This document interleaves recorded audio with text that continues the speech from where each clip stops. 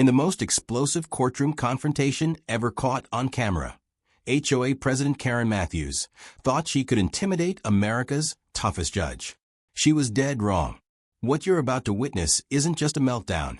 It's the complete destruction of a woman who terrorized an entire neighborhood for 8 years, and it all happened in exactly 36 seconds.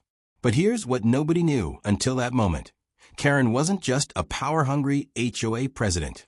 She was running a sophisticated criminal operation that had stolen over $300,000 from her neighbors, and Judge Judy had the evidence sitting right there on her desk the entire time. It was supposed to be a routine small claims case on Judge Judy's show. The cameras were rolling, the audience was settled, and 68-year-old homeowner Patricia Williams sat nervously at the plaintiff's table, hoping to recover $15,000 in bogus fines. Across from her sat Karen Matthews, 52, HOA president of Sunset Valley Estates, dressed in her expensive designer suit like she was attending a board meeting instead of facing a lawsuit. Karen had that smirk, that look of absolute confidence that comes from 8 years of unchecked power over 200 families. She'd never lost a case, never been challenged, never met anyone who could match her vicious legal tactics. But Judge Judy Final had been doing this for 25 years, and she could smell corruption from across the courtroom. What Karen didn't know was that 3 weeks earlier, the FBI had already started investigating Sunset Valley Estates after multiple complaints, and they'd shared their preliminary findings with the court. Hidden in Judge Judy's case file were bank records, forged documents, and testimony from 47 families who'd been financially destroyed by Karen's reign of terror. Karen walked into that courtroom thinking she was untouchable. She was about to discover that nobody, absolutely nobody, disrespects Judge Judy Final in her own house. The moment that changed everything came exactly 12 minutes into the proceedings. Patricia Williams was explaining through tears how Karen had fined her $500 for having the wrong shade of beige mailbox, when Karen suddenly stood up, pointed her finger directly at Judge Judy, and said the words that would end her criminal career forever. "Your Honor, with all due respect, you're being a rule breaker yourself by allowing this frivolous testimony."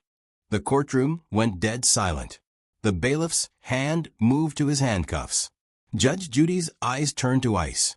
And then, in the calmest voice anyone had ever heard, Judge Judy said 7 words that sent Karen into a screaming panic and exposed a corruption scandal so massive it would make national headlines for months. If you love seeing entitled bullies get destroyed, smash that like button and tell me, have you survived an HOA nightmare? This gets absolutely insane. Judge Judy's courtroom buzzed with the familiar energy of another day of televised justice. The gallery was packed with curious spectators, cameras positioned at every angle, and the iconic American flag standing proudly behind the bench where Judge Judy had delivered verdicts for over 2 decades. Producers' assistants moved quietly between the rows, ensuring perfect lighting for what they assumed would be just another routine small claims dispute. The docket read simply, Williams versus Sunset Valley Estates HOA property violations. Nobody in that room, not even the seasoned camera operators who'd seen everything, could have predicted they were about to witness the most shocking courtroom destruction in television history. Patricia Williams sat at the plaintiff's table clutching a manila folder stuffed with documentation, her hands trembling slightly. At 68 years old, she'd never been on television before, never imagined she'd have to fight for her dignity in front of millions of viewers. She'd lived in her modest 2-bedroom home at Sunset Valley Estates for 12 years without a single problem until Karen Matthews took over the HOA presidency in 2016.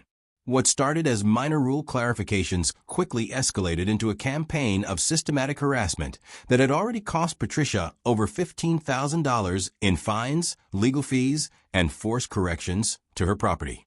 Karen Matthews entered the courtroom like she owned it. Her $2,000 Armani suit perfectly pressed, her blonde hair styled in the sharp bob that had become infamous throughout Sunset Valley. She carried herself with the arrogance of someone who'd never lost a fight, never been told no, never faced consequences for 8 years of absolute power. Behind her walked her personal attorney, a nervous-looking man who'd made a fortune helping Karen squeeze money out of desperate homeowners.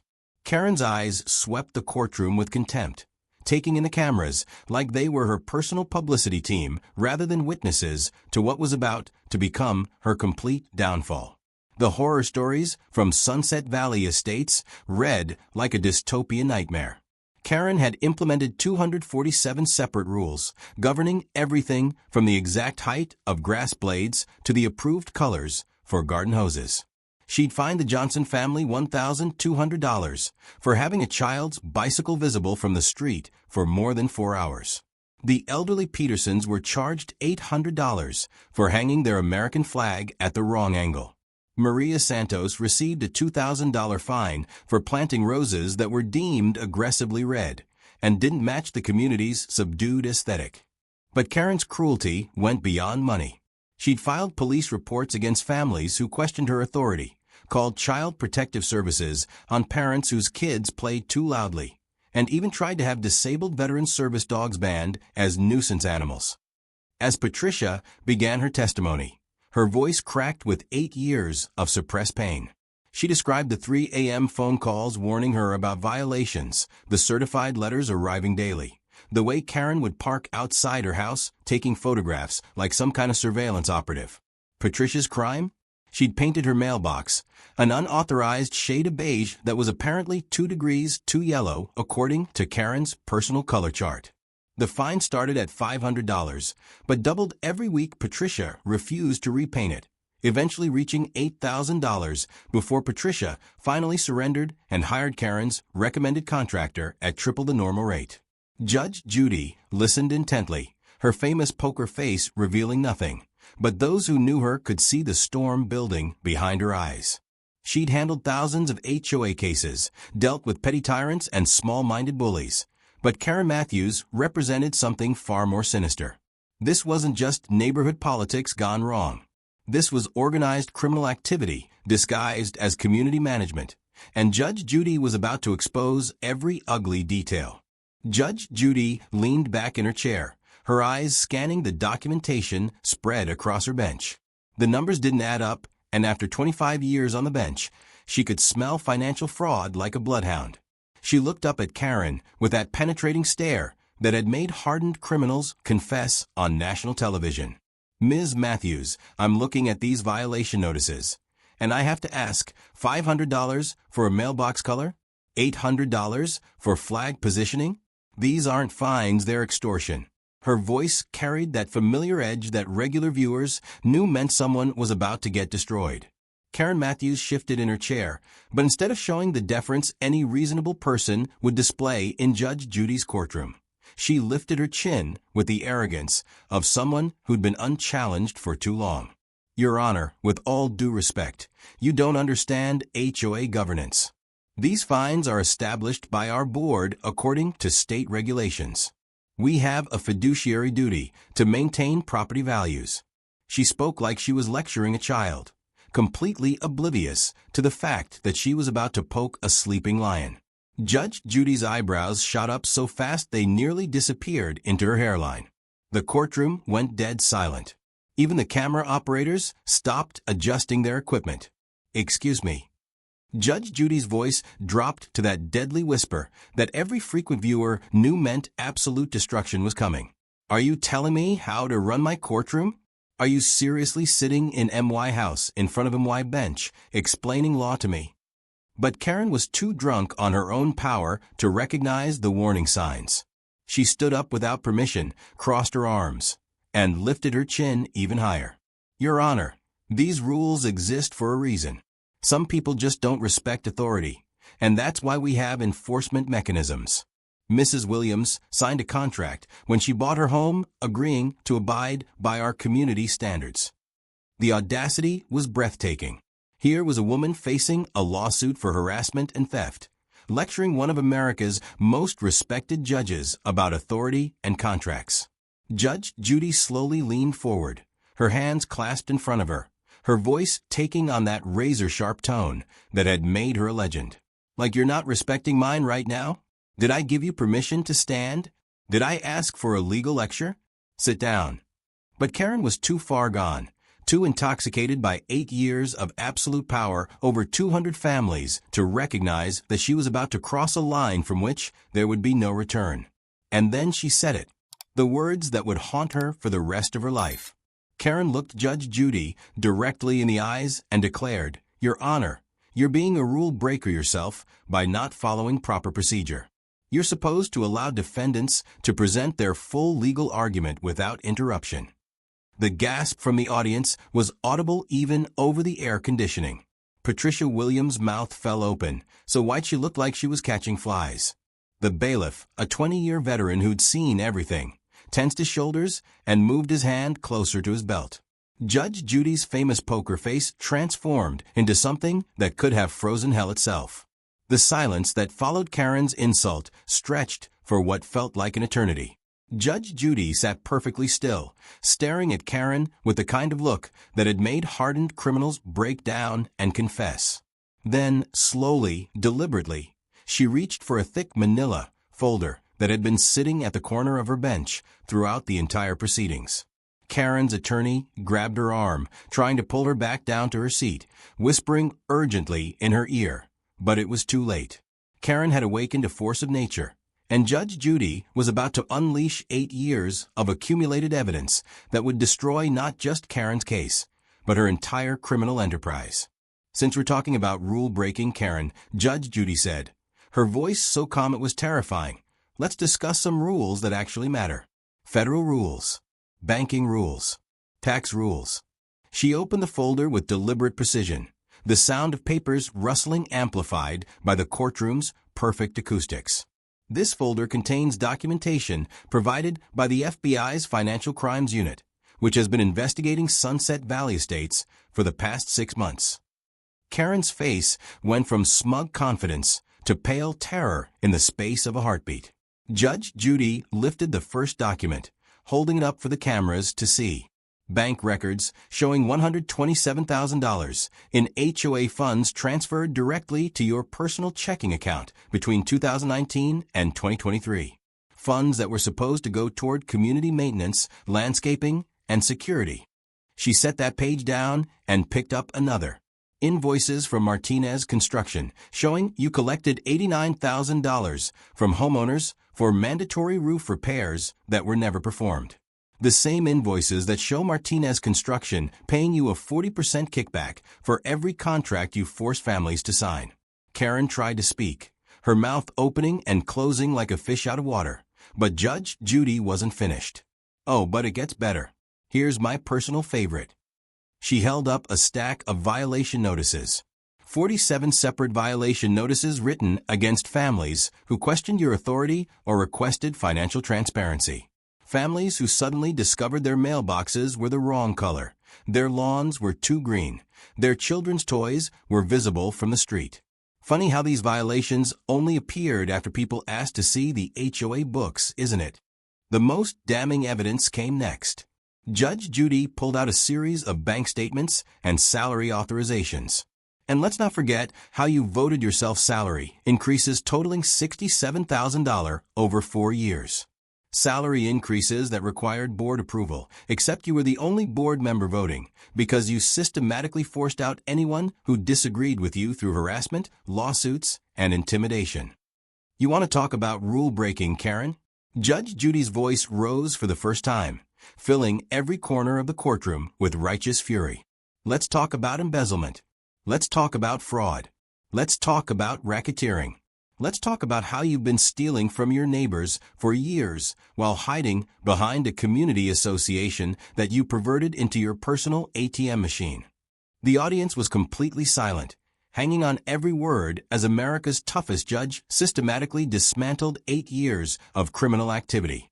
Karen's face had gone completely white. She grabbed the edge of the defendant's table for support, her legs visibly shaking.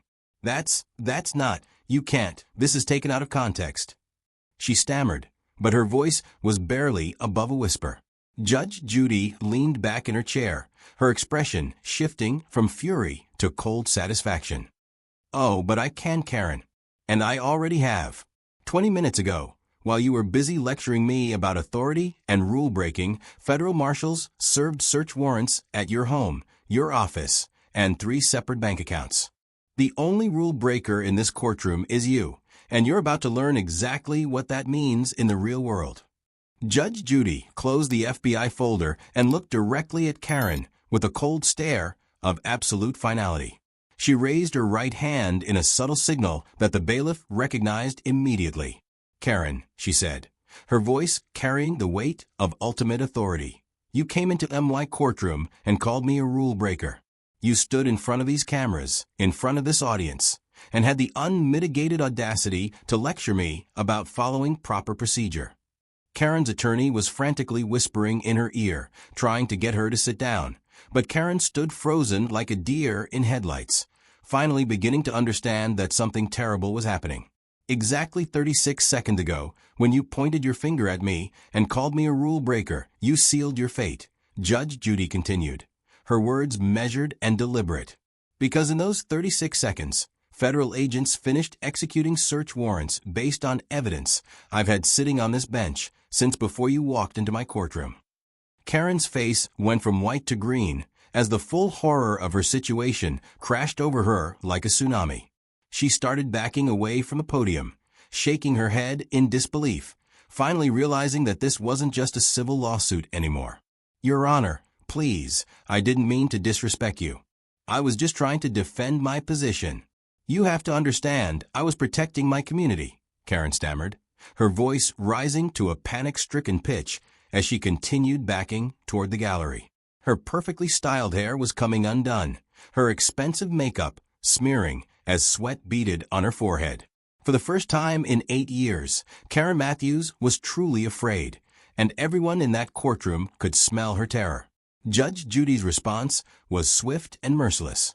"Too late. Bailiff." Those 2 words echoed through the courtroom like a death sentence. Karen spun around and tried to run toward the exit, her high heels clicking frantically on the marble floor.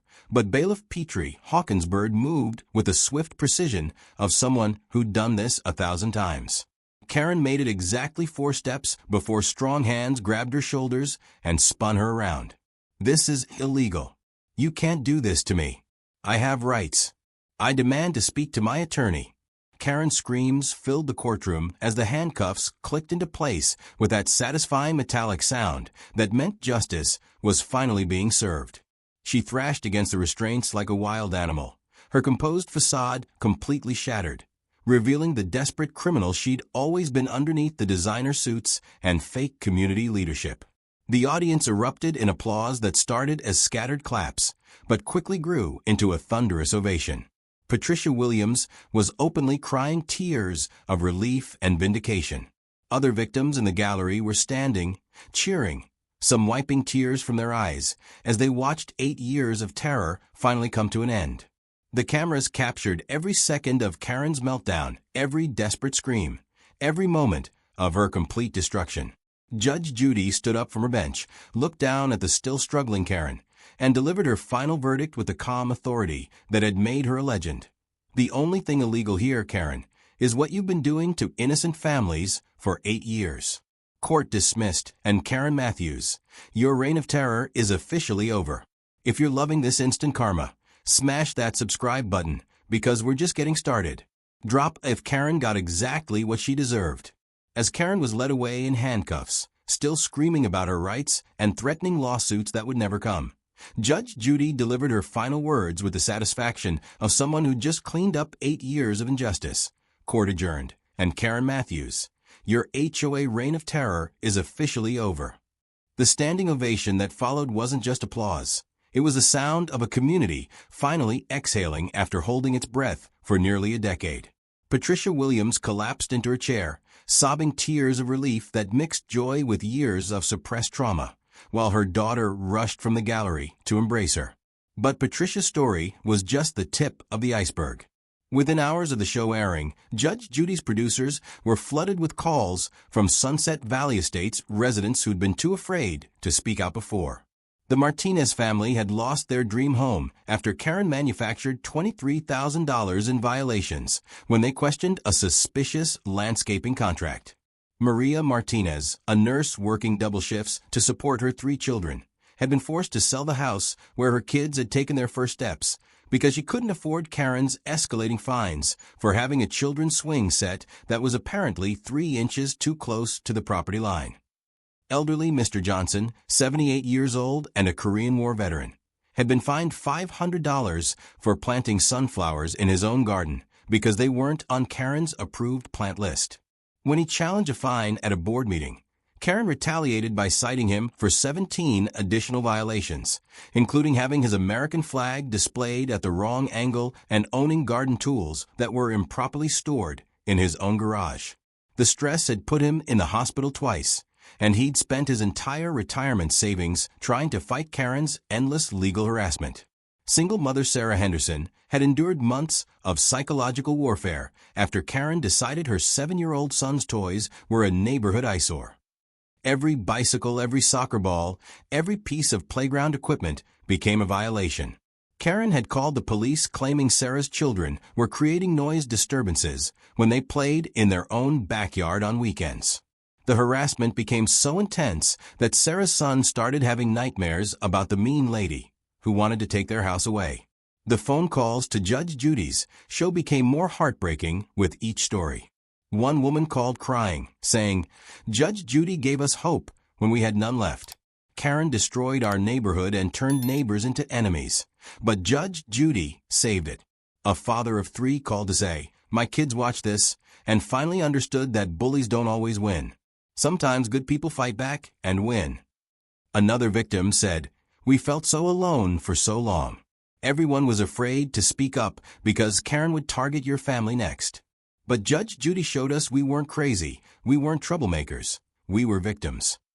Within 48 hours, the FBI investigation exploded into a full federal task force operation.